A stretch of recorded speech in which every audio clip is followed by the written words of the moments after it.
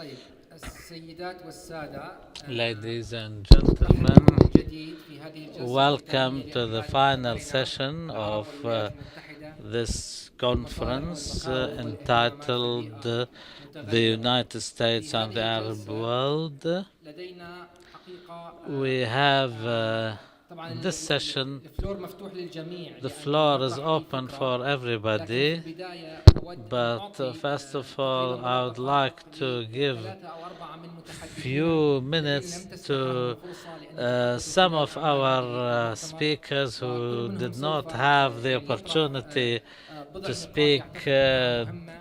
in قد the نكون sessions لم prior لم to this قد الفرصة لم session, تسمح لنا and لأن نطرقها أو نتحدث we عنها. would like to hear from متحدثي them. الأول Our في هذه first الجلسة speaker is هو السيد بيان محسني، وهو Bayan مدير Muhsini. برنامج إيران في جامعة هارفارد، He is the director of the Iranian program at Harvard University. We'll give him 4 or 5 minutes at the most to talk about the impact of American-Iranian relations on Arab-American relations. Thank you. So I'm glad to be here today and speaking. And as we have all seen throughout the past several days, Iran has been a very significant country that constantly comes up in our conversations. What is the role of Iran going to be in the region? How are the nuclear negotiations going to proceed? And I'm going to basically give a few points on my own thoughts and my own experiences, both hearing American diplomats and policymakers speak about the subject, but also based on my frequent travels to Iran, speaking with Iranians, Iranian elites, both within the moderate camps and within the hardliners as well, including the Revolutionary Guards. So one of the things I say when I talk to American policymakers is that the current impasse between the US and Iran, or the current issue of nuclear negotiations, is a much broader topic than just this nuclear file. It goes to not only Iranians' domestic scene, the future of transformation and political development within the country domestically, but also Iran's role in the region. Now, while many people, for example, in the Gulf or in the Middle East can understand the ramifications the nuclear negotiations may have for Iran's role in the region, many times speaking about the subject in the United States, discussions are very much a technical matter about what are the demands of each side on reaching a comprehensive nuclear agreement. So I wanted to just give a few points on this broader importance of what's happening today vis-a-vis US and Iran. The first point I'd like to mention is that the negotiations themselves are very transformative processes, right? They're transformative and they're unique in that several things have happened. First is that the US-Iran rapprochement, or the working relationship, or the discourse and dialogue that has occurred between the countries has really broken taboos, and has broken significant taboos in Iran, and it's created a thaw in the ideological context where many times you couldn't even discuss the possibility of potential of actually reaching out and working with the United States. And throughout my interactions traveling to the country, I mean, it's quite palpable how that kind of understanding, or the taboo of not directly speaking about the role of the US or interactions with the US, has changed in the domestic Iranian context. Likewise, in the US as well, there's been a thaw or move away from a discourse of regime change. There's much more opening towards understanding Iran domestically, understanding the complexities and nuances, not only within Iranian society, which many times may have been observed, but particularly within the elite and within the regime itself. And also the transformative process that nuclear negotiations have in the actual domestic political scene. So with the upcoming to President Rouhani to power last summer, we can see the important impact that the change of administration has, the importance of understanding the dynamics of the different factions in Iran, not only their power relationships, but the meaningful and quite far-reaching consequences of the dynamics of political competition in Iran. It's not simply a regime with one supreme leader who dictates policy. It really is a equilibrium or recalibration of the balance of political power across a broad swath of the Iranian political elite. The second point I wanted to make doesn't have to do with the transformative processes of nuclear negotiations, but about the role of Iran in the region. And irrespective of whether the negotiations succeed or fail, Iran's going to be and continue to be a significant power in the region. Not only have the Iranian success in Syria shown that, but even the current Iraqi crisis that has been going on, particularly since last week, only forebodes furthering of Iranian power and entrenchment in the Iraqi political scene. Now, again, irrespective of whether negotiations fail or not, Iran, as being a key regional power, still requires a lot of thought, a lot of reflection, and a lot of dialogue to understand its role in the region and how it can be shaped to a more constructive position in this regard. The third point I wanted to make is that we shouldn't understand negotiations as a dichotomous thing of either failing or successing. It's easy to talk about, if negotiations succeed, this can happen. If they fail, this can happen. But it is very probable that they'll continue being extended, that we won't see a dramatic failure of the negotiations, but kind of mini steps, kind of, piece by piece arrangements that go one step at a time. While I'm personally cautiously optimistic that negotiations will be successful, maybe not by the end of the summer, but I think that the possibility of failure is quite rare. I think the interest in both the US and in Iran would imply that the current status quo can continue. They won't fail. Negotiations can continue on and on. And of course, the fourth issue, Iran's impact on the region. And this is quite, very important for the Gulf states, for many countries of understanding what will the consequences be for Iran's rehabilitation and reintegration back into a formal security architecture of the region. While perhaps the most concern would come from Saudi Arabia, the Gulf states themselves, particularly Qatar, Oman, and even Kuwait, I think, to a large degree, will stand to benefit from Iran's incorporation in the region. And I argue that they have a significant role to play, not only a role of dialogue, but actually serving as a gateway between the US and Iran. If negotiations are successful, the US hasn't had ties with Iran. It hasn't been in the Iranian domestic scene. It doesn't have economic, firms really operating in Iran. And the Persian Gulf states can really serve as a platform to allow Americans to reach the Iranian domestic market. And I have a lot more to say about perhaps the Saudi issue or the domestic issues, but I'll leave that to discussions, and I look forward to speaking with you. Thank you very much. Thank you, Mr. Mohsen, for these important points. Now I give the floor to another speaker who could not speak during the sessions of this conference. I call Dr. Burhan Ghalioun to take the floor now. Thank you, Marwan. I want to say, on the basis of my following up with the events of Syria for the past 3 years, I would like to summarize my conclusions in this regard, saying that today the real problem that the Arabs are living, and Syria is included in this, is that they have become victims, the victims of an American-Iranian confrontation that began with the beginning of the Iranian Revolution. A very complex confrontation in which there were two poles, one pole that wanted to export the Islamic Revolution to the Arab countries, and another policy, which is that of USA, which was to contain this revolution by imposing BC embargo on Iran.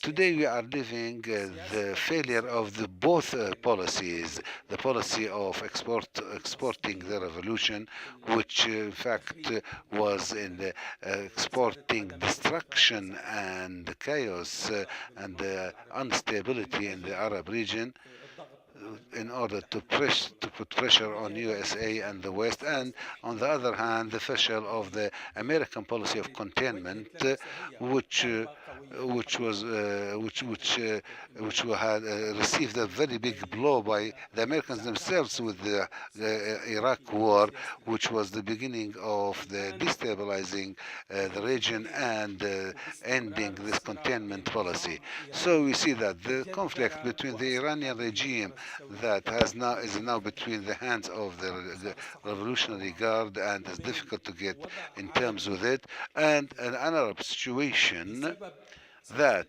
because of the containment policy and because of the fear of exporting the revolution had frozen in its place and did not develop itself and did not develop its political systems in such a way that we are between that we find the USA as refraining from any intervention, and that our political defenses and security defenses are very weak in the Arab world. That's why in fact, you can see that all the Arab countries, including Syria, feel that whatever there's a development is only depends only on this confrontation between USA and Iran, and such a to a very dangerous level. In fact, if the Arabs cannot defend themselves except with the help of USA, and the USA do not want to intervene, so this means we are in a very critical situation, and this is the source of our concern in Arab countries. The main error or mistake here is not that the United States is refusing to intervene to defend the Arabs, but that the Arabs for the past 30 years, the Arab countries and regimes had not understood and were not able to develop themselves and develop their own defense system instead of counting on the American intervention and defense. Today we find that in the United States does not want to intervene in a decisive way to put an end to the increasing Iranian activities and the militias of the Revolutionary Guard. And the only solution now is to move from the containment policy to nutrition policy, and this is what we see and what's happening in Syria, and that's why we are now living a attrition war, and this is the only reason for non-intervention and for the failure of the containment policies. The attrition policy means attrition of the peoples of the region and the Arab people, and this is what Syria is suffering from for the past 3 years, and this what might be the fate of Iraq also in the coming future, and that will of course will be a risk for all the Arab people. The question is there an alternative to get out of this confrontation other than the attrition policies and the containment, the old containment policies? Does the West or the United States have an alternative to normalize or any intention to normalize the relations with Iran through these nuclear negotiations? I think if the normalization does not take place, normalization in which the Arab countries should take part and that guarantees the interests of all the peoples, otherwise this attrition war will continue for a long time, and that might by itself change to a sectarian war or religious war one day, and this is the main risk and danger that we are seeing in Iraq. I think we were living in the Arab Orient was suffering from the results of the failed containment policy and the results of not observing the momentum that was caused by Iranian revolution in a good way, while as such a way that the results were all negative and destructive for the Arab countries. Once again, I say that today any progress that's made, the revolution in Syria and the revolutions in the Arab countries, have become victims that are are being swallowed by this confrontation between Iran and USA. That's why I think there's only one solution, a collective solution, that's to say, inclusive Arab, Western, regional negotiations with the participation of Iran to, to develop a new regional system. Otherwise, this conflict will continue. مقترحات وافكار مهمه طرحها كل بيان محسني لا. وبرهان Uh, المدير ربما من يقول I would like to remind you that this conference has another this conference is an academic conference, and consequently, we should think about suggesting some ideas about how to develop the American studies about the Arab region and the vice versa. And because I think there's a lot of talk in the region. Our region focuses on the policies of USA, and I think our region imposes itself on United States. And although USA is trying to step aside, that's why I think in this session, while we're talking about politics, we should also, maybe some of you have suggestions about how we can develop a sort of formula or mechanism to better study the relations and improving the relations between the USA and the Arab world. Dr. Dashan will have an important announcement for us all, but now I'm going to anyone who wants to speak about points that were not raised in the other sessions. We want something new. If anybody has something new, I will give each speaker 2 minutes. I know David Attaway wanted to speak in this session. He asked this before the session, so I will begin with him. I give him 2 minutes. Thank you. I have the defect of being a journalist, and therefore trying to relate an academic conference to where things are going today and tomorrow in the Arab world.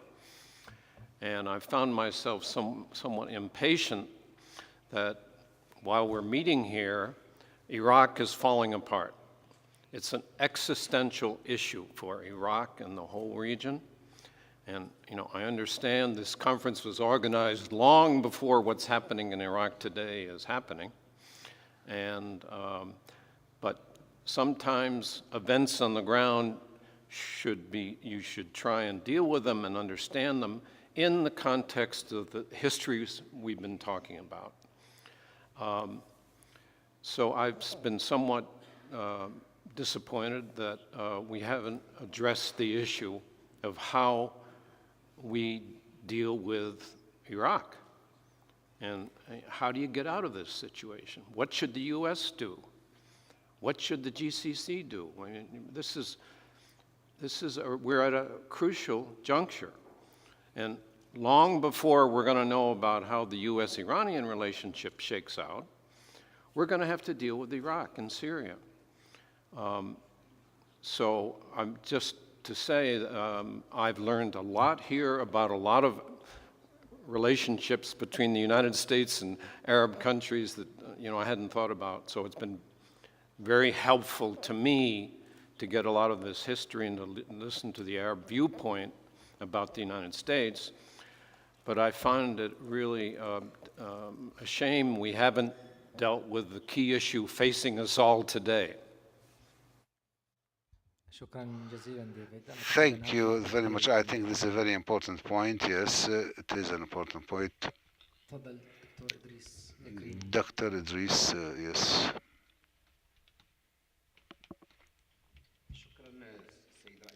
Thank you, Mr. Chairman. I would like to say in the beginning that the United States is search to develop its own interests and to continue its leadership of the world. This is something legitimate. U.S.-Arab relations were never for the benefit of the Arab countries.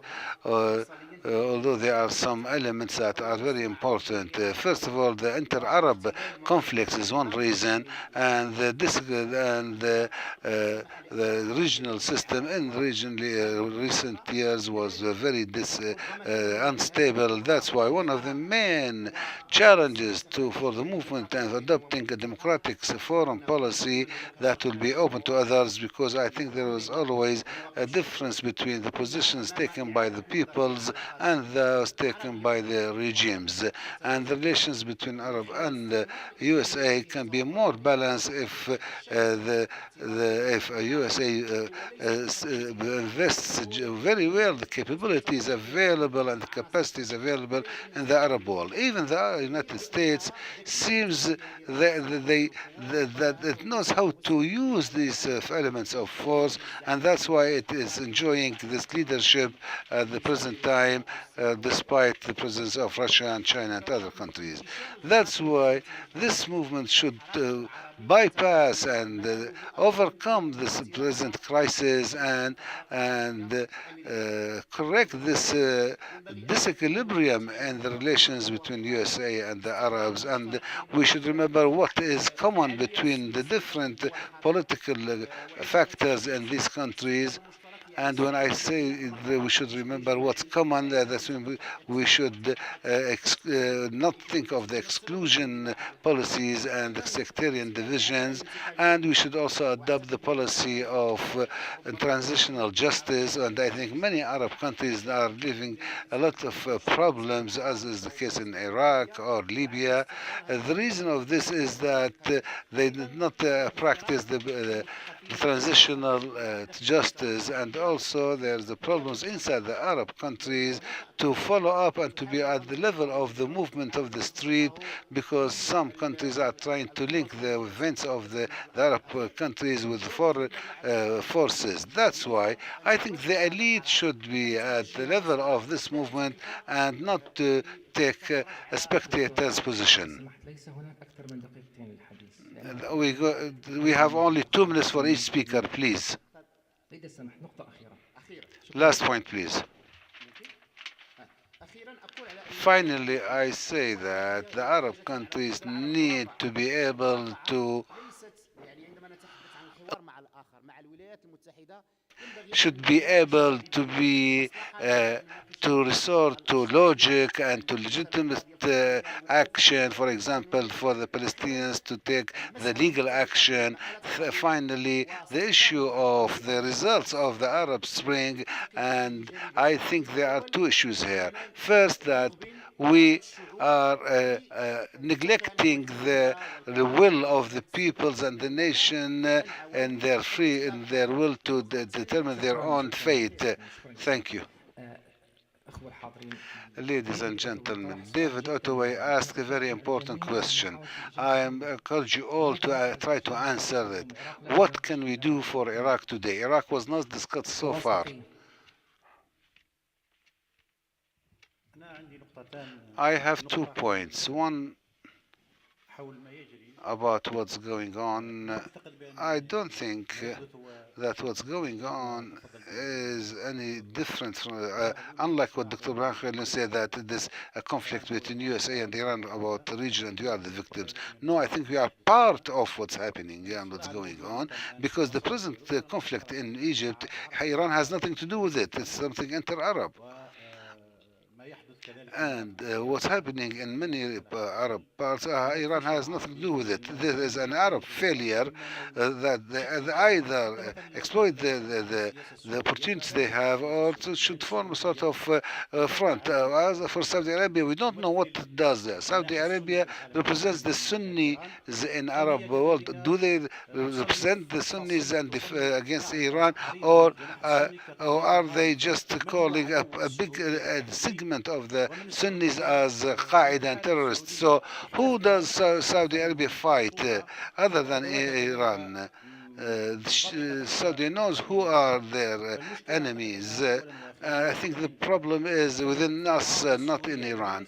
For example, in the opposition, Syrian opposition, Iran is not part of the failure of and the difference between the Syrian opposition, and the West tried several times to create a unified position in Syria, but failed to do so, and trust was frustrated because this opposition cannot unify itself around one project. And I think the problem is within us, with ourselves, not external powers. Uh, uh, as for Mr. Marwan said that this conference should also discuss ideas for dialogue.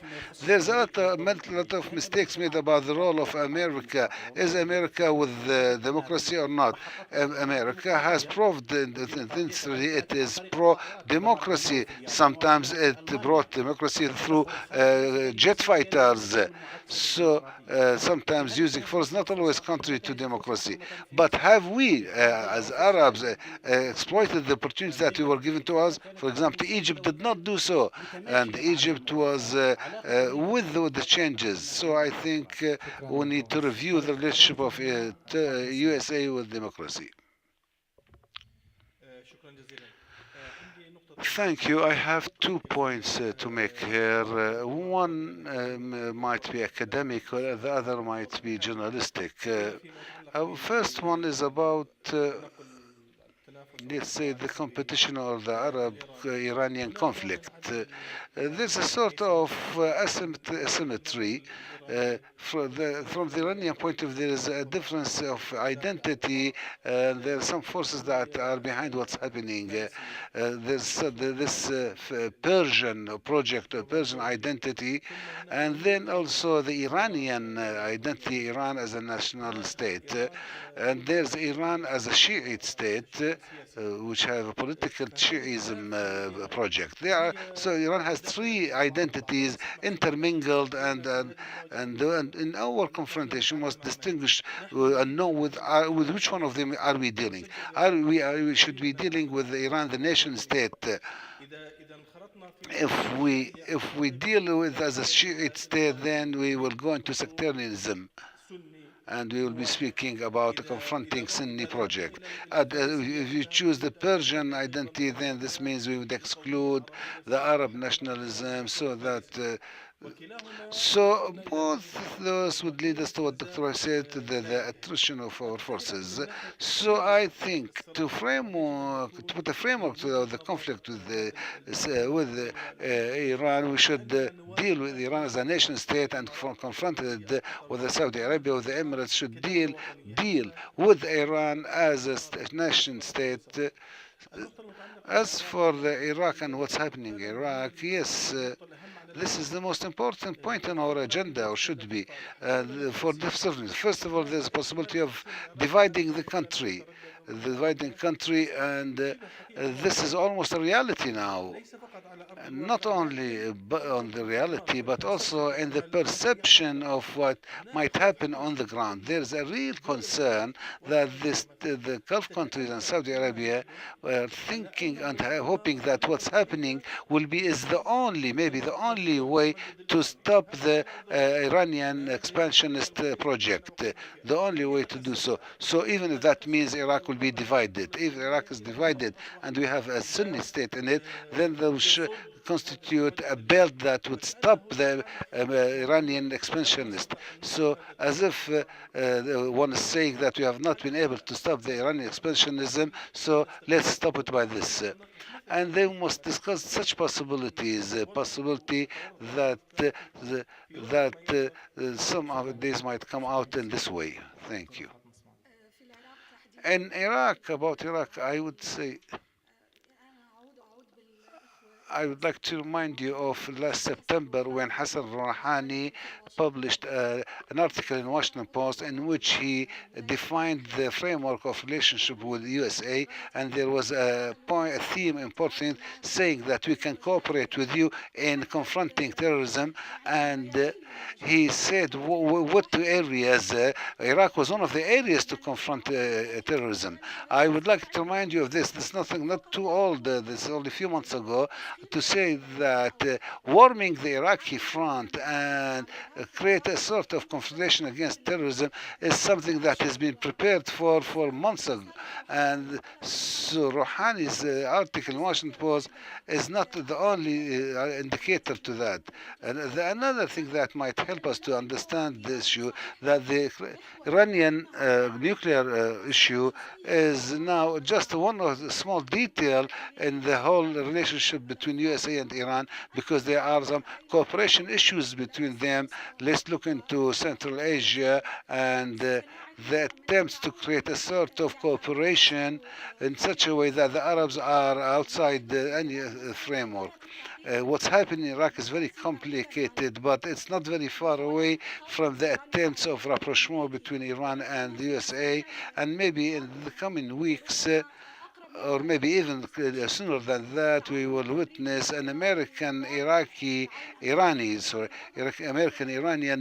cooperation in Iraq that might at least give us another viewpoint, saying that Iran's Rouhani now is different from the Iran of the Islamic Revolution. This is us paying the bill of the international capitalism system as Rouhani defined the framework of relation with Washington. He said that in Davos, his speech in Davos is the framework for Iran to get into the capitalist system international. Thank you. I think I have some remarks about the conference and the papers. I would like to say that the conference did not discuss what the Arabs want or the Arab countries want from the United States. There was a lot of talk about how the USA looks onto Iran, onto Syria, onto Jordan, on the other Arab countries. Even those who tried to analyze the bilateral relations between the different Arab countries and Iran have forgotten what the Arab countries want and what is the agenda of each Arab country regarding the USA, and even there was no definition of the common interest.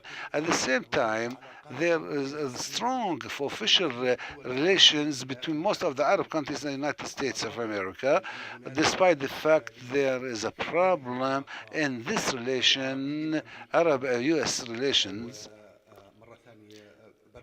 Once again, I would like to go back to the poll organized by the Arab Center that shows there is an attitude or position against USA in the Arab world, and and this is something that is continuing. And the danger of this, if we go also back to what was said in the public opinion poll, that the legitimacy of the Arab regimes, whether democratic or not, whether new or old regimes, their legitimacy, there will always be questioned all the time about the strong relations with the United States and the other vision of the public opinion regarding United States and how they deal with the Palestinian issues, which is a central issue.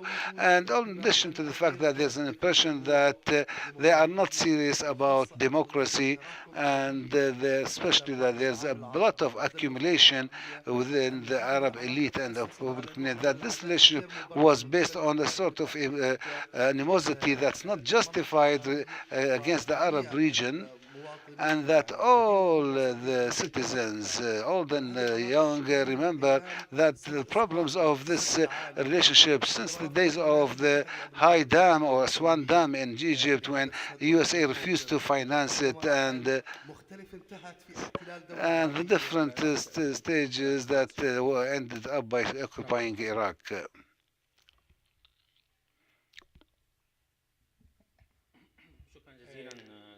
Thank you, Dr. Marwan. To answer the question, لا لا ما في مشكلة بس يبدو صار خلط أنا آسف أعتذر. طيب دكتور عبد الوهاب الأفندي تفضل. أنا كان الاسم كاملا. تفضل دكتور. Sudani before Iraq, you must speak. To answer the question about Iraq also, I think the answer should answer, the answer is simple. It is regime change. That's to say Maliki must be forced to resign. As long as Maliki is there, we see that he will focus on sectarianism, and his strategy so far in mobilizing the sectarian factors is such a dangerous one that situation is out of his hand, and the only solution is that there should be a new prime minister who would unify the ranks of the Iraqis.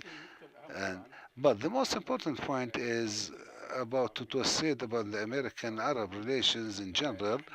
That's to say, so far, we are speaking about the Arab-American relations in the form of crying over what's happened and just being sorry for what happened. But in fact, this is something that should be well studied to know why does the United States do not want to have good relations. But as I said in the past, we need a deeper analysis of what's happening in Iraq and elsewhere. I was speaking with Mr. Bruin yesterday about the Palestinian issue, and this issue should be the best means for the Arabs to show that they are the victims and that the justice of their cause is very clear. But the Palestinians are shown as if they are the villains of the peace and they are against the peace. This is something. So our discourse in general as Arab, our discourse, our rhetoric, political rhetoric needs to be changed.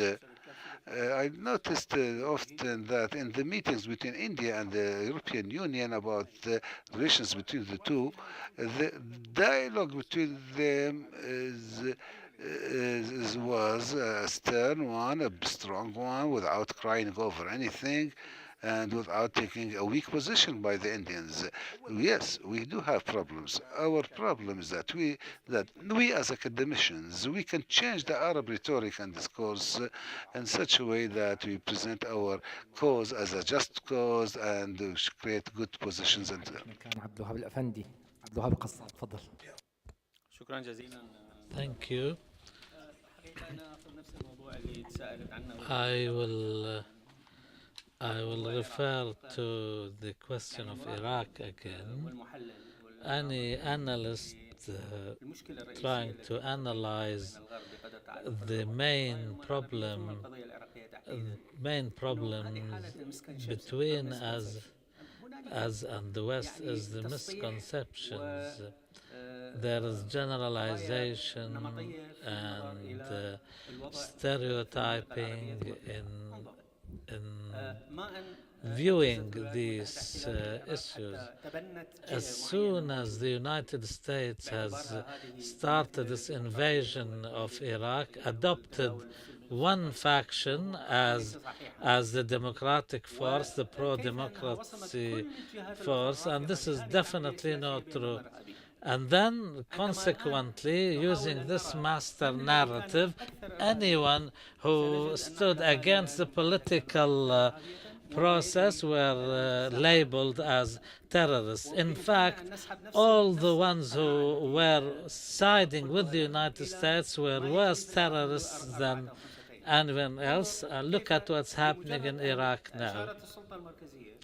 As soon as the central government in Iraq said that these are the ISIL, immediately they were called terrorists, and everybody almost in the Western media and international media started saying that this is the work of terrorists. In fact, there is a real popular movement in Iraq which started 13 months ago as a result of the refusal of the central government to respond to their legitimate demands. Our problem with the West, therefore,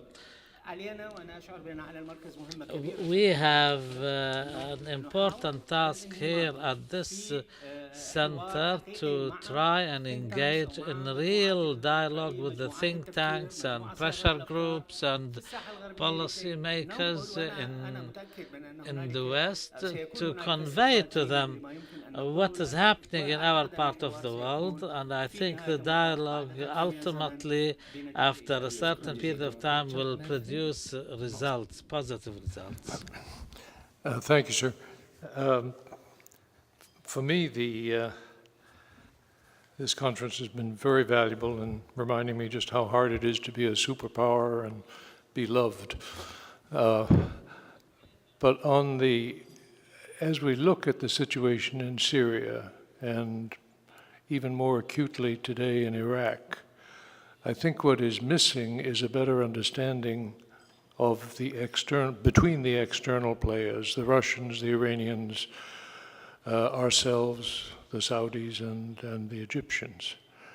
And the more that we can forge a better understanding on how to handle these issues, the better, because at the moment it's become almost a mini Cold War in Syria, which is ridiculous. But I saw one ray of hope yesterday on Iraq, thanks to the Islamic State of Iraq and the Levant. They have brought Senator Leslie Graham to say, we have got to talk to Iran and we've got to do it right away. Well, this is not a man who's known for wanting to talk to Iran, because there's terrible, terrible state there that's done us a great injustice.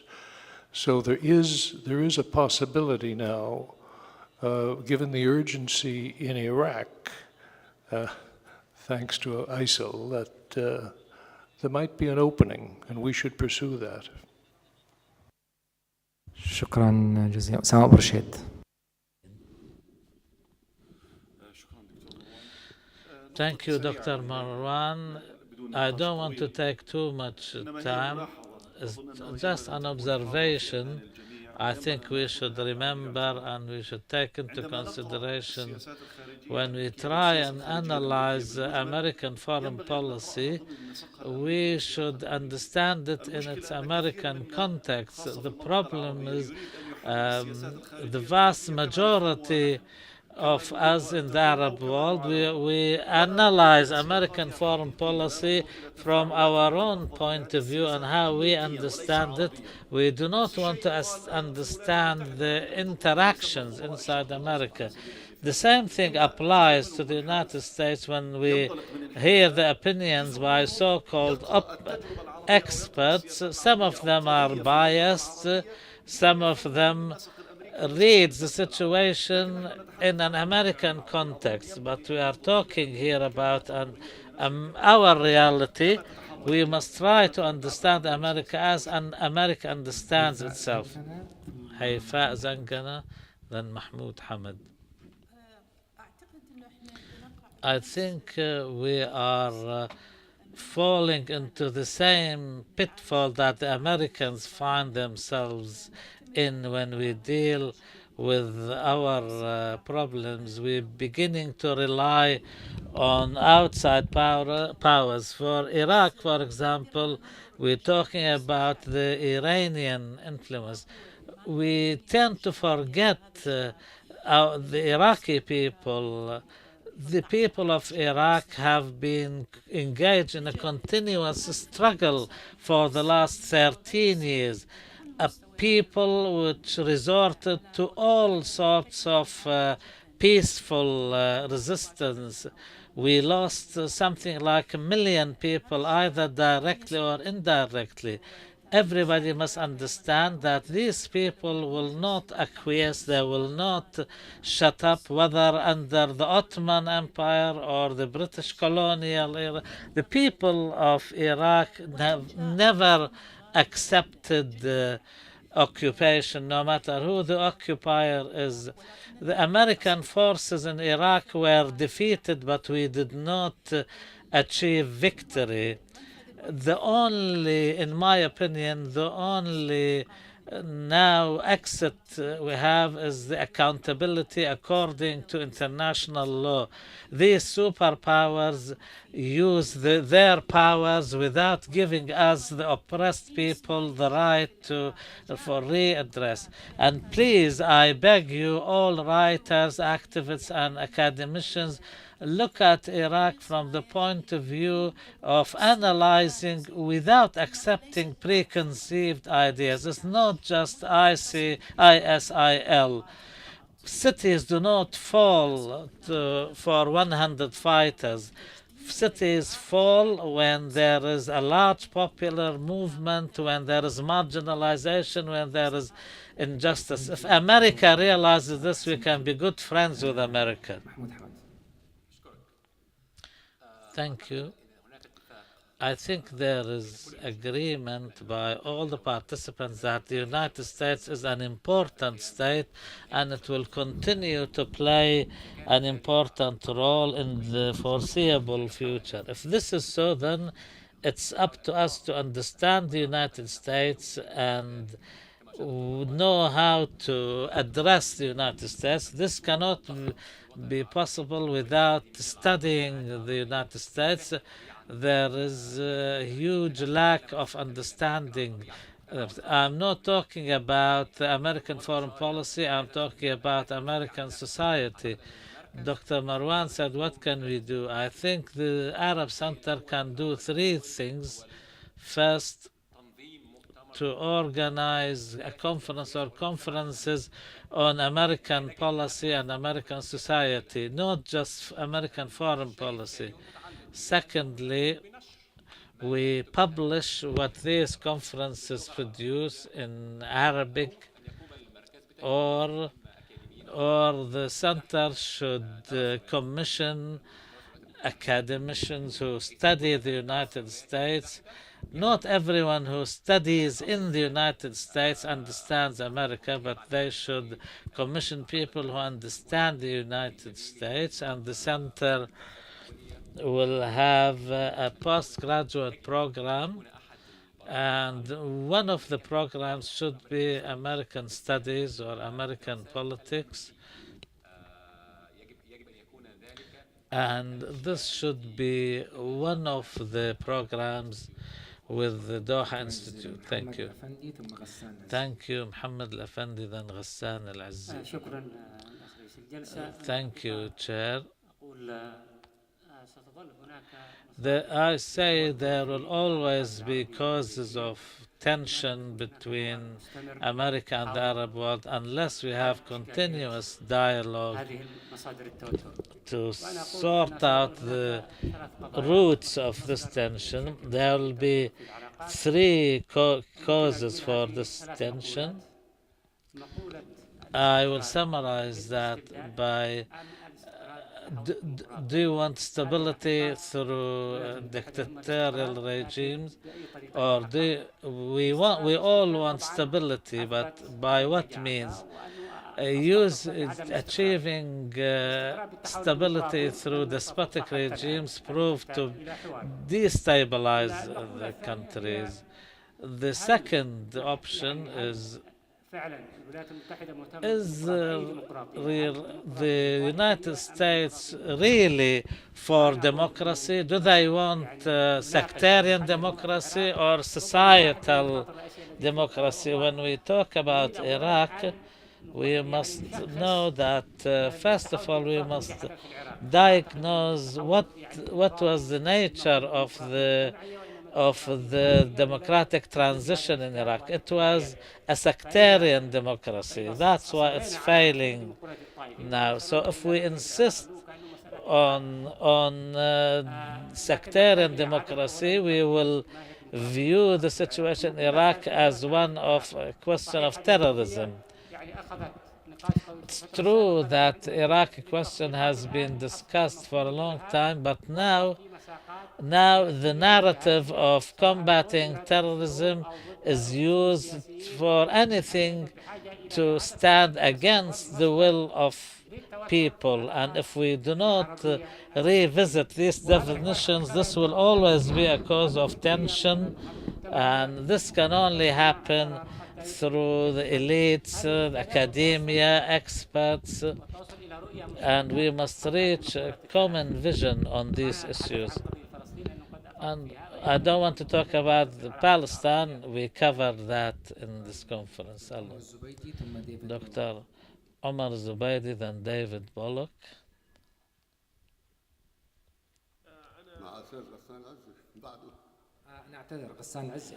Sir, I apologize.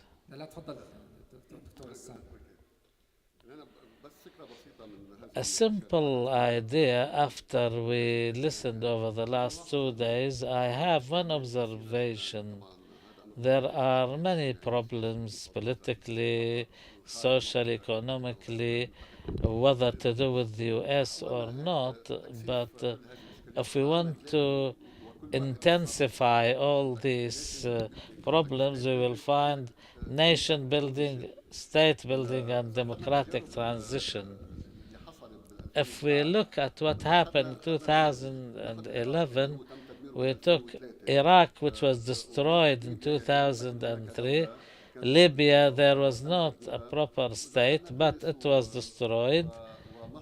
Tunisia and Egypt, we'll find that where there was what they call deep state, the transition is problematic, but at least the state nation which is being formed, it's there, and whereas in other countries, Egypt, Iraq, and Libya, of course, the United States destroyed the Iraqi state. It did not change a regime only. We have to understand that. So we have a problem that we need nation building and state building and democratic transition all at the same time. And now they're talking about the disintegration of Iraq. Now they're talking about the disintegration of Syria, because the head of the state, who used to, like Bashar al-Assad, reduces the state into the figure of the head of state. When he goes, the state goes with him. So the question is that we may need to answer is, should we need to keep the state with all its defects and try and push in the direction of democratic transition, no matter how slow? Because if we allow the state to collapse, then the entire nation collapses with it. Should we go towards democratic transition, even if it was slow, through forcing those who lead these countries into having new constitutions and other principles of democracy through civil society? And the United States should not have a problem in helping this, or at least not hindering it, because instead of the current situation, when these states collapsed, Islamists came to power. One of the most important roles of any researcher is to provide ideas for policymakers. There are some areas of interest. We cannot trust America as an ally because there is a change in American positions. America causes crises for developing countries to keep its interests. America will eventually allow Iran to have a nuclear weapon. This is a possibility. And also, any alliances will not protect the countries. Israel benefited from the Iranian situation because it appeared as a country less hostile to Arabs. Gulf cooperation or Gulf military cooperation is maybe an hope for the future. The people are the real protectors, not the United States. If the United States is that influential, then Arab countries should invest in think tanks inside America, individuals and prominent figures. Arabs do not have any power in this. In fact, inside America, they struggle with each other instead.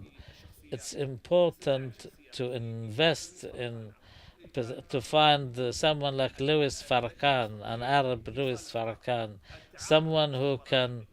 And we must cooperate with American intelligence. We must cooperate with all influential centers in America. Thank you very much. I would like to, first of all, repeat my thanks for bringing us all together to discuss these very controversial and tough issues. I learned a lot, and I hope that we all learned something. But unfortunately, one of the things that I learned is the depth of misunderstanding that continues between many Americans and many Arabs. And I would like very briefly to point to Iraq right now as a case in point.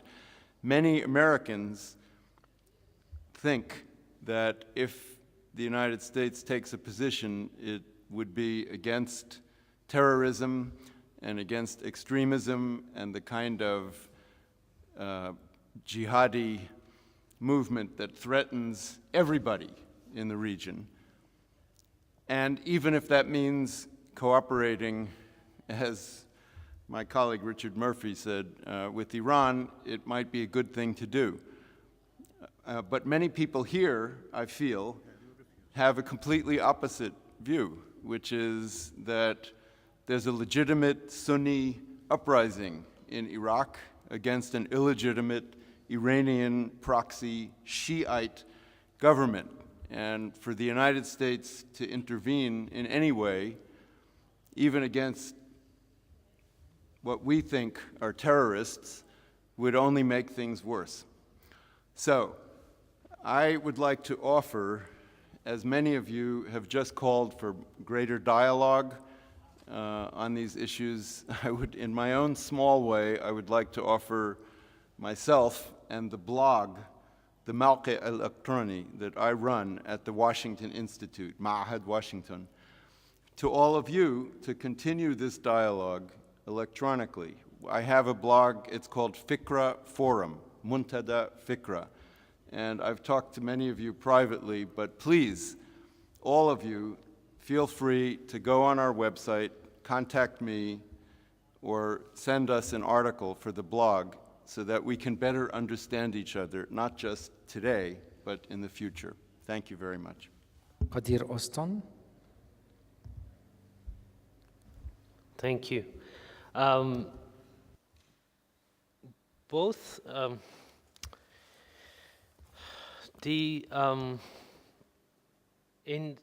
when we're discussing U.S. policy and how the U.S. looks at the region, this includes Turkey too.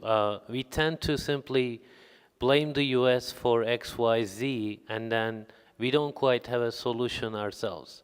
Ourselves meaning, I don't mean nationally, but also regionally. When we look at the regional developments, we see that there's the absence of a regional security structure. There was once maybe we can call that Camp David order. After Camp David, Israel's security, energy security, counterterrorism, these concerns of mostly the United States, but also global powers, that kind of helped to forge an order, but that was based on autocratic leaders and repressive regimes, and it was at the expense of democracy. And that largely has collapsed in many ways. That doesn't mean the US doesn't have these interests anymore. It does. Israel's security, oil, energy, counterterrorism. But the situation is unstable because these regimes and autocrats are largely gone. Some of them are trying to come back. But the dynamics in the region, peoples in the region don't want to go back to that, which means we are left with US national interests, which are often global in scale, and then we have individual countries, all national interests, Turkey, Iran, Saudi Arabia, others. So, by the way, we shouldn't be talking about Arab world in a singularity, which was mentioned by Azmi Bashar at the beginning of the conference. These countries all have different interests, national interests. They are unable currently to come to a table and find common interests, common with a regional perspective, not just their narrow national interests. And this is kind of what's happening in Iraq as well. Turkey from the north, Iran from the right, east, others from the west. They are trying to protect their national interests, which is normal and legitimate. But we have to think about medium and long term, how is Iraq going to remain united? Do we want it to be actually united? Do we have an agreement on that? And under what conditions? Under, an autocratic leader that will keep everything quiet, which was the system before. And in this kind of, we saw in Syria, international law is not enforced by global powers unless it's also in their interest. They're not going to, and with Russia's attitude showed that. And there's the spillover now from Syria over to Iraq. But for me, the bigger question is, what is it that is a common interest, common concern for regional powers such as Egypt, Saudi, Iran, and Turkey? What is the common objective in Iraq, and how we can actually bring them to the table? So maybe a study of collective regional security cooperation. I don't mean in the narrow GCC sense, I mean the entire region. شكرا قدير. مازن الرمضاني.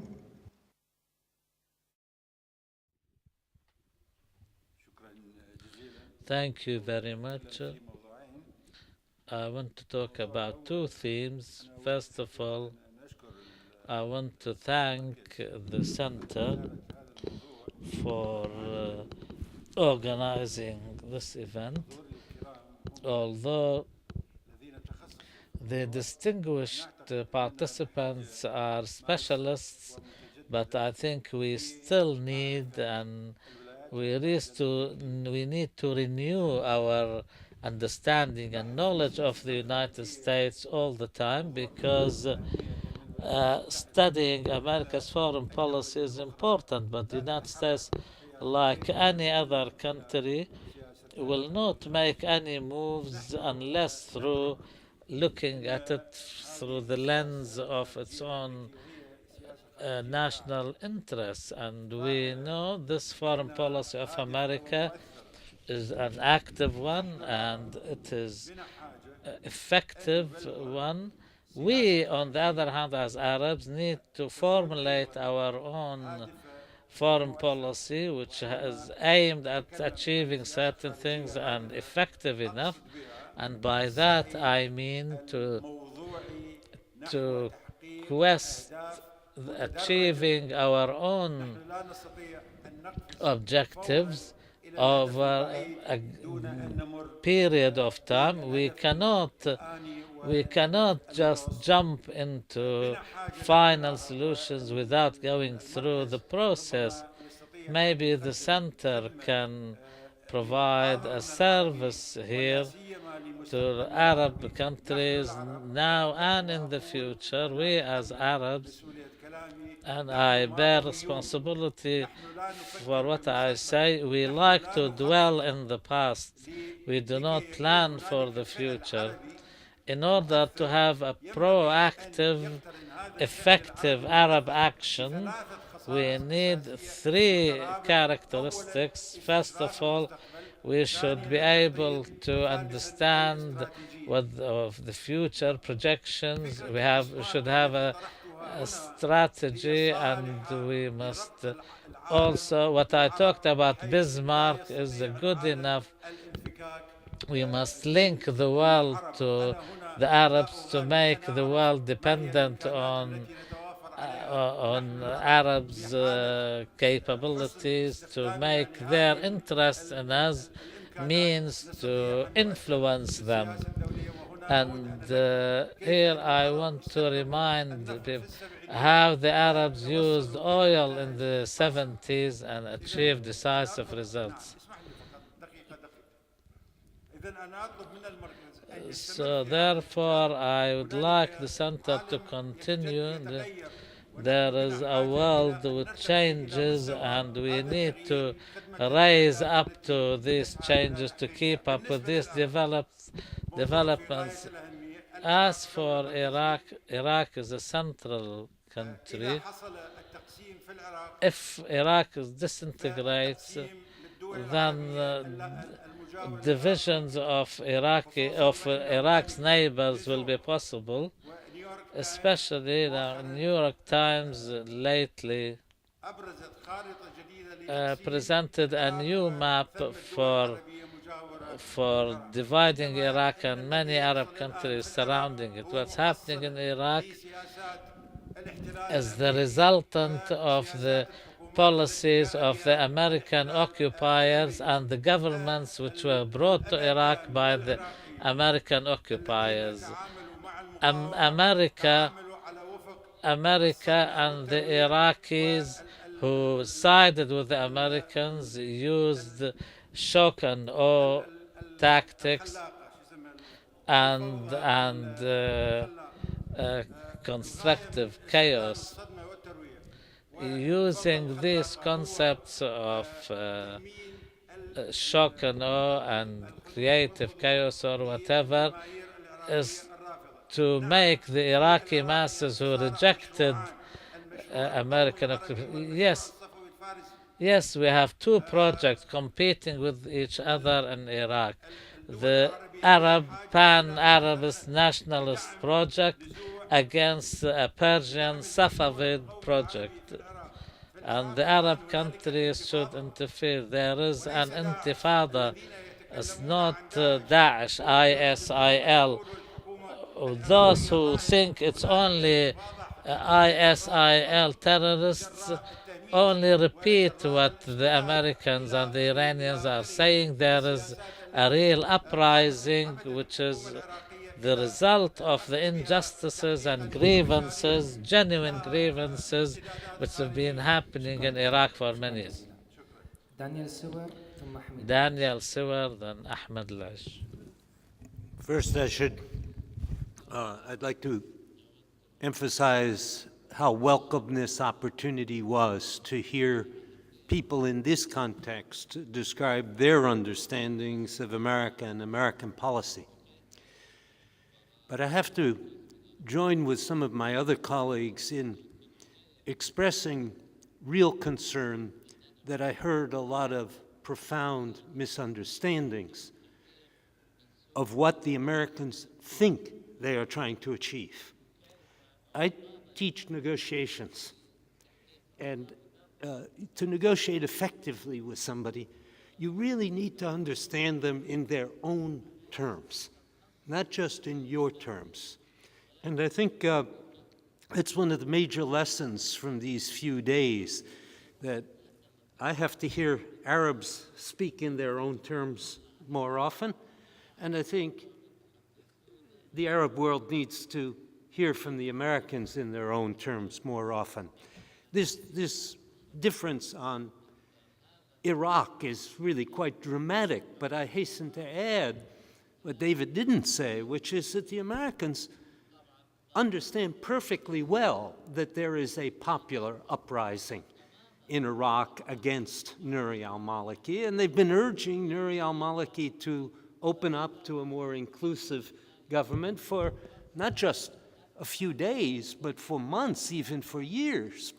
And yet I've heard none of that on the Arab side of the equation. I think we do need to understand each other in our own terms a little bit better. One other point. I've heard a lot of exaggeration of the U.S. role.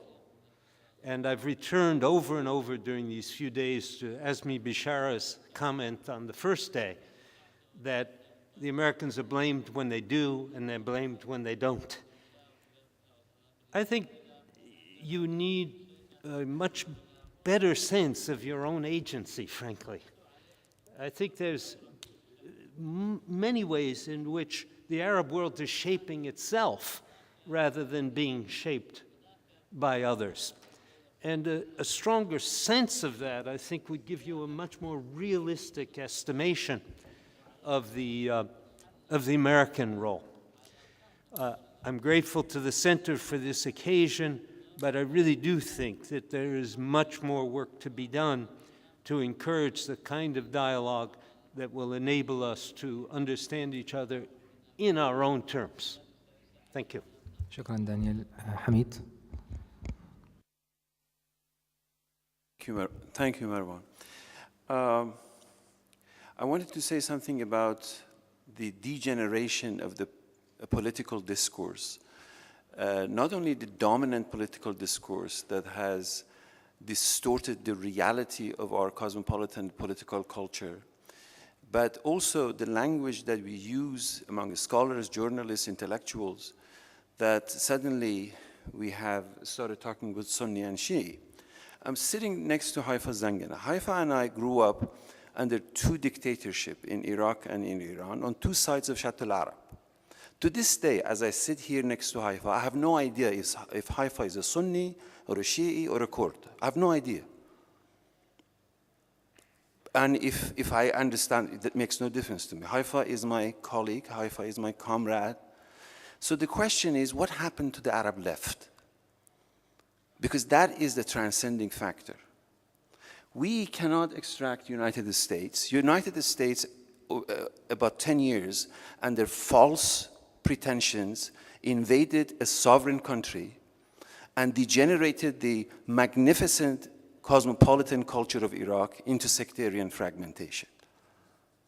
Yes, United States can't do everything, but United States has done irreparable damage to the political culture of this by having Noah Feldman write the Constitution of Iraq as if Iraqis didn't have their own lawyers. So one should not exaggerate the role of the United States, nor one should forget that Bush and Blair are war criminals, and they have to be held accountable. And this is not Arabs and Iranians saying. There are calls for their being taken to International Court of Justice by Americans inside the United States. But the question for us here is, we come from a magnificent, multifaceted political culture, and we are a party to allowing the Saudi-Iranian ruling regimes in Saudi Arabia and Iran to degenerate that political culture into a Sunni-Shi'i conflict. The Arab revolutions that began in Tunisia and continue, they are not Sunni-Shi'i factors. These are Arab revolutions predicated on socialist and anti-colonial ideals. Those are the facts of these revolutions. Yes, in Iraq, in Syria, it has been bloodied. In Egypt, it has been derailed. It is a mystery. How could a towering Egyptian intellectual like Sana'allah Ibrahim side with a military coup? But these are factors that we need to consider in order not to allow for the political culture to be degenerated into Sunni-Shi'i or, God forbid, Arab-Persian divide. Thank you. شكرا حميد كما دائما. حسن الحاج علي. إيمان حسن حج علي. I want to say that the American-Arab relations do not exist in a vacuum. The Arabs have been described as the global South, and there has been some passing mention to the role of China We need to understand also the emerging powers like China and India, and what are their choices when it comes to us dealing with the United States. I think we forgot the 60s slogans of solidarity, of third world countries, non-alignment, etc. Now we should understand things in the language of interest. Yusuf Abu Saud.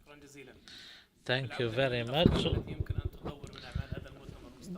Going back to the propositions or suggestions for the future, I think the center should pay some attention to studies of and what is written academically, and whether or not all this academic work which analyzed and took some critical views of American foreign policy, have they ever produced any results?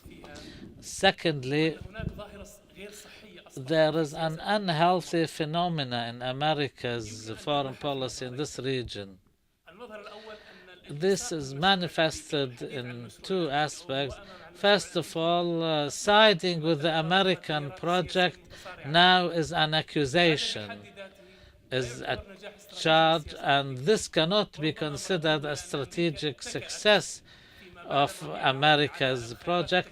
Maybe America, after the Arab Spring, relied on tactics and not strategies, and maybe tactics sometimes can be confusing, but strategies are the ones which work in the long run. America should invest in this. The policy of containment, or sometimes purposefully trying to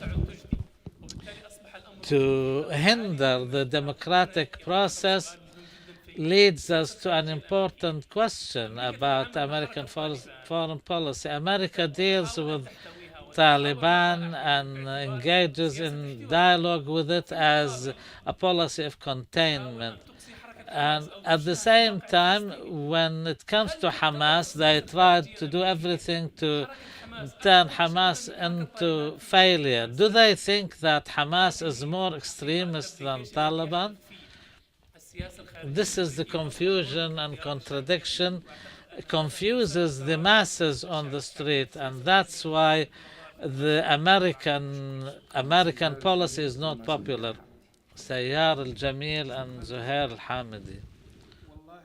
Especially on Iraq since 1814, from the first trip by Justin Pilson to Iraq, which I translated, until today. How do I understand American policy?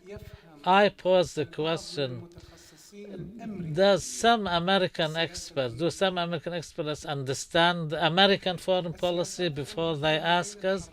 American foreign policy between the wars, the two wars, was different than what happened after the Second World War and Roosevelt project. In 1979, Kissinger and his project,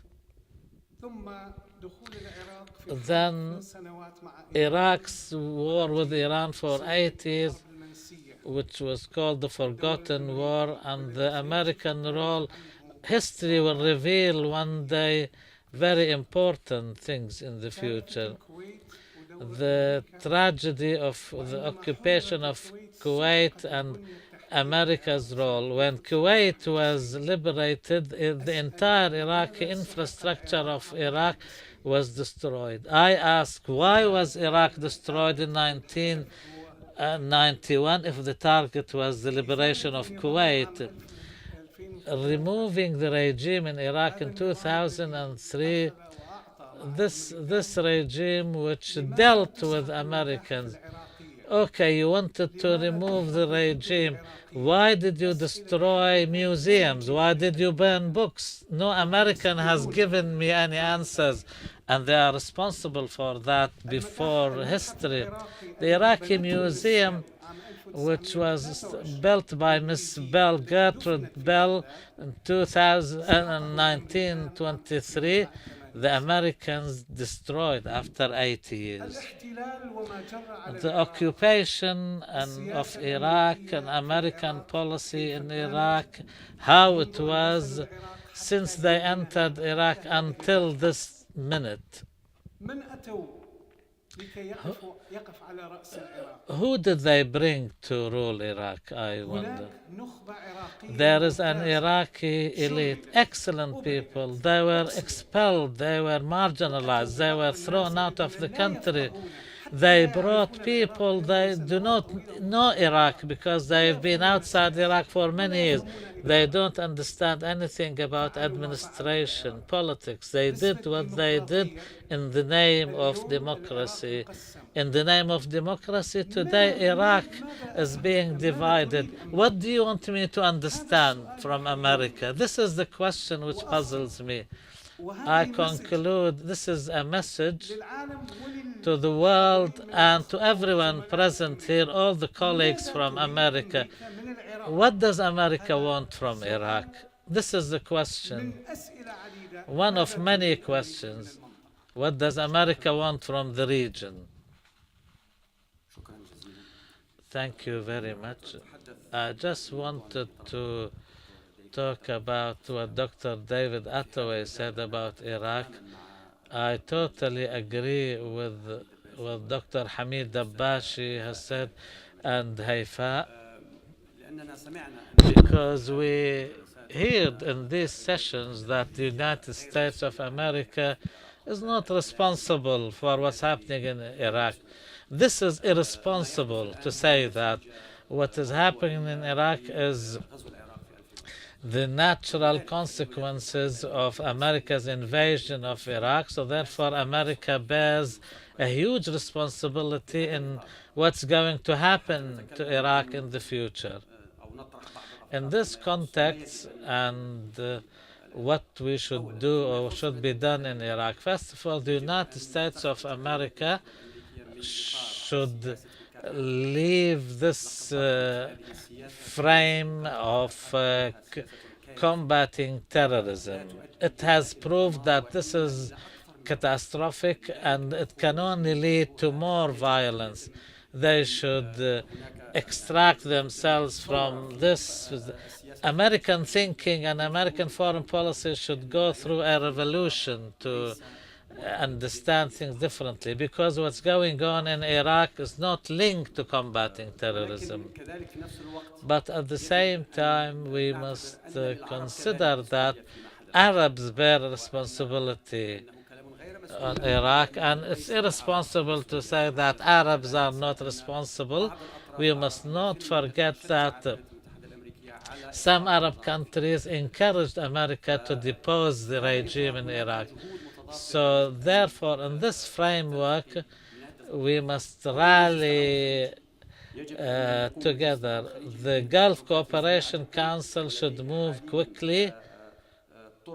They have now channels to Iran. They should use this window of opportunity with Iran to convince Iran that Iran should not go far in this policy.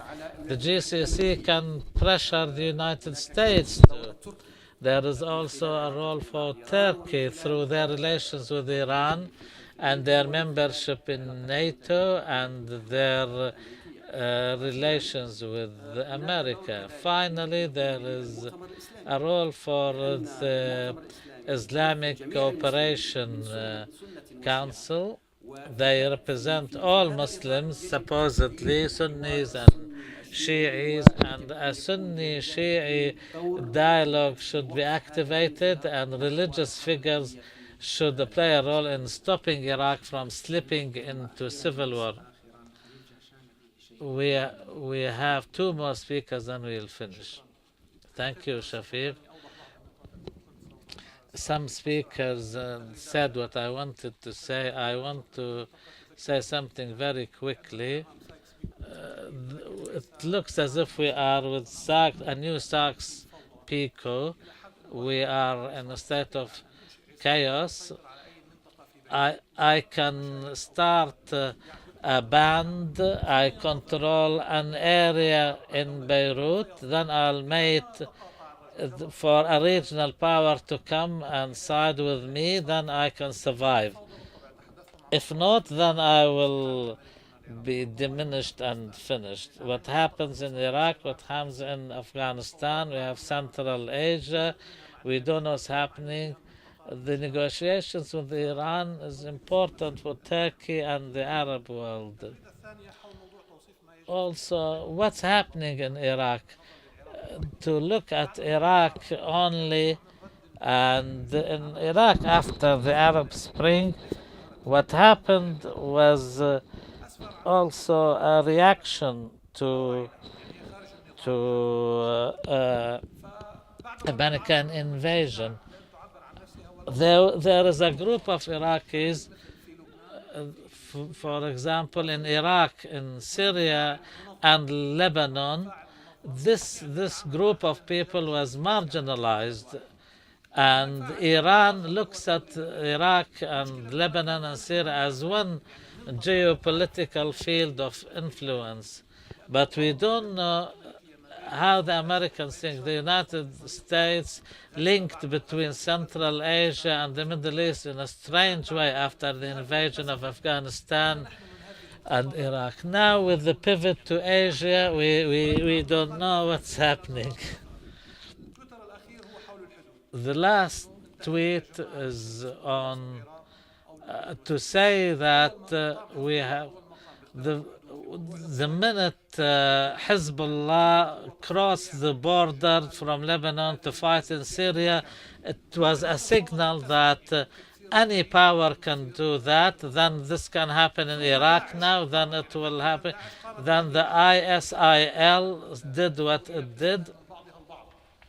And they learned the lesson from Hezbollah. Nobody intervened against Hezbollah.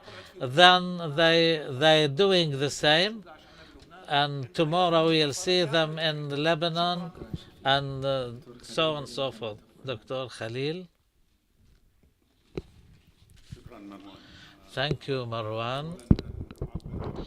I want to thank everyone and express my gratitude for taking part in this conference, and I'm very glad to meet all of you, some old friends I haven't seen for some time and some new friends.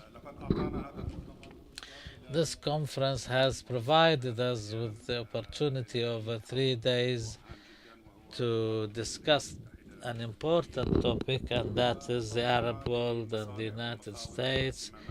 We talked about concerns, interests in a changing environment, and we realized that there are many challenges, many problematic issues. By and large, the picture was rather bleak throughout this conference, but I don't think we'll go back home empty-handed. I think we have learned a lot from each other after we listened to all these comments. The aims of the Arab Center for Research and Policy Studies is not confined to sponsoring research into the problems of the Arab world. It goes beyond that, beyond the scope of research, to maybe hopefully diagnose and prescribe some practical solutions for these problems and face them in a manner which is effective and proactive, as some of you have been calling for, because we think this will be in the service and interest of Arab causes and the causes of peace and stability in the rest of the world. I would like to avail myself of this opportunity now that we're coming to the closing moments of this conference to make an announcement before we all go back to home.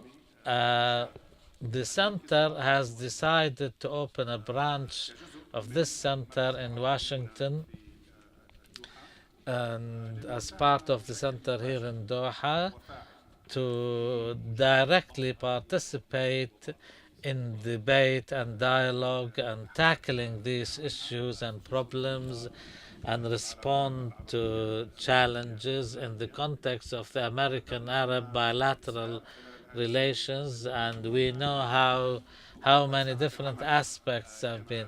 We hear the people talk and discuss. I think the time has come now to do something practical. And although our resources are limited here in Doha and Washington, but we will try with the creative abilities of all the center's members and participants and staff have expressed. They have done a wonderful job, and the leadership of this center and all its participants deserve praise from us all and gratitude. The Arab Center in Washington will be focusing on different tasks like represent the Arab Center for Research and Policy Studies in the United States.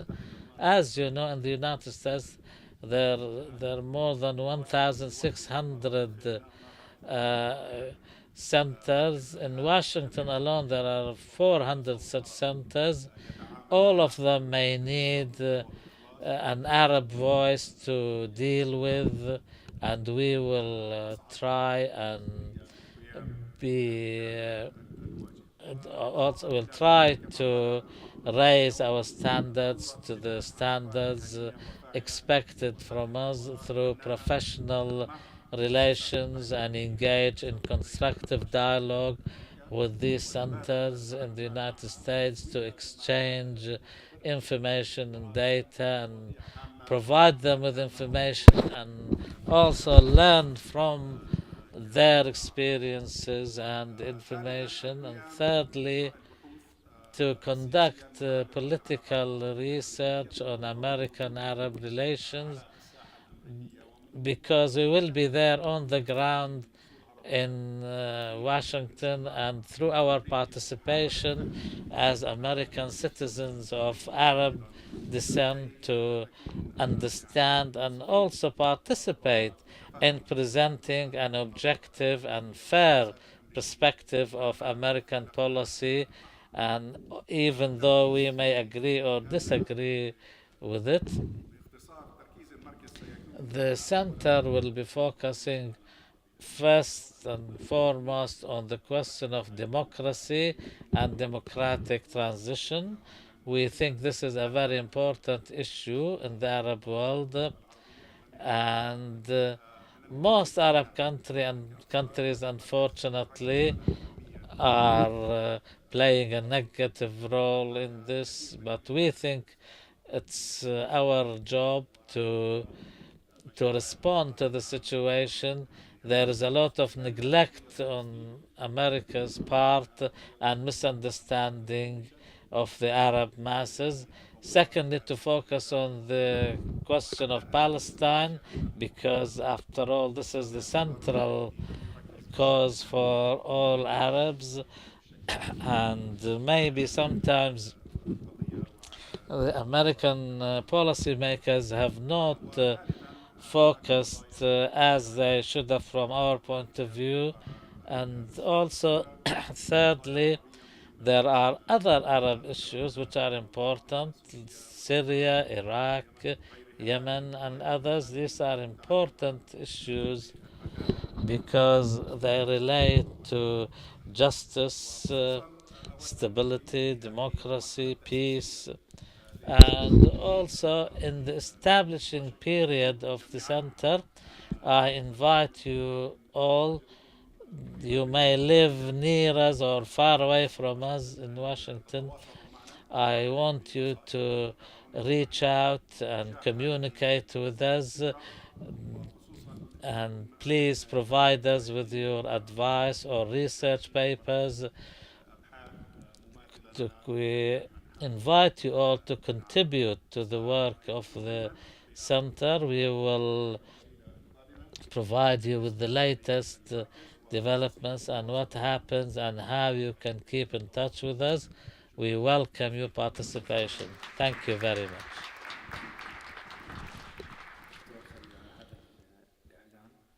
Thank you, Dr. Khalil, for this announcement. Finally, I would like to apologize to those who wanted to speak, but we cannot. We have, we are in fact 2 hours late. We overstayed our time allocation, and I think the most important thing was said by Dr. Haifa Zankana. We are researchers. We must analyze and go deeper and not accept what is thrown at us by politicians in Iraq or others. The situation is far more complex than reducing it to ISIL terrorists only. There are few hundred fighters. How can they control an area the size of Jordan? Anyway, thirdly, I would like all of you to continue in touch. I hope we have benefited from our participation, and our objective is always to deepen the understanding and a more constructive dialogue. And if there is any possibility to continue this engagement, to get rid of as many misunderstandings as we can. There is always the same conclusion. We always end these conferences by saying there are so many misunderstandings. I hope, and finally, I would like to thank you all for persevering with us and enduring long hours of discussion. The hall was always busy, bustling with you. Thanks to your dedication and commitment. Thank you very much for making this conference a success. And I hope that all who joined us here a safe journey home. Thank you.